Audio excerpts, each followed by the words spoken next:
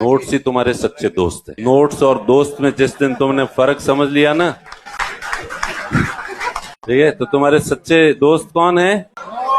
तो मार्केट में अभी कई ऐसे हैं जो पढ़ाई नहीं करते हैं, जिनका पढ़ाई से लेना देना नहीं है, वो नोट्स की बहुत क्रिटिसाइज करते हैं। लेकिन तुम एक कॉमन सेंस लगाना, तुम के नोट्स मत पढ़ो, बुक्स पढ़ो, बुक्स पढ़ो। अब हम किसी सब्जेक्ट को 20 साल से पढ़ रहे हैं और पढ़ा रहे हैं, और तुम अभी नए नए पढ़ने शुरू किए हो, और सिलेबस में जो पॉइंट दिए हैं, हमने खुद ने 5-6 साल तैयारी भी की थी, एग्जाम भी दिए थे, और 20 साल से पढ़ा रहे हैं। तो वो जो मार्केट में 10 तरह की बुक्स हैं, उन बुक्स में से कौन सी चीज ज्यादा महत्वपूर्ण है, कौन सी चीज कम महत्वपूर्ण है, इसकी समझ तुम्हें ज्यादा होगी या हमें ज्यादा होगी? ऑब्वियस सी बात है। फिर हमारी समझ है तो उस हिसाब से हम उनमें से जो महत्वपूर्ण चीजें लगती है वो पढ़ाते हैं तुम्हें। तुम्हारे हिसाब से 20 तरह की बुक्स है, क्या पढ़ोगे, कहाँ पढ़ोगे, कंफ्यूज हो जाओगे।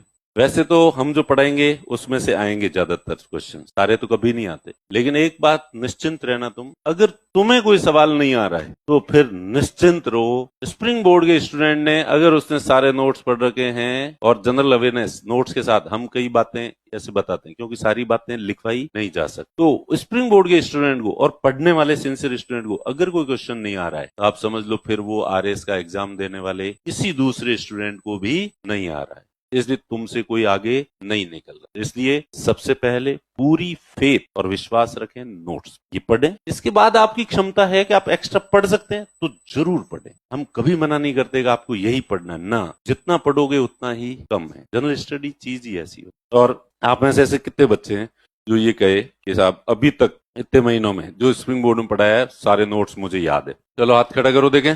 1 2, सारे नोट्स याद है?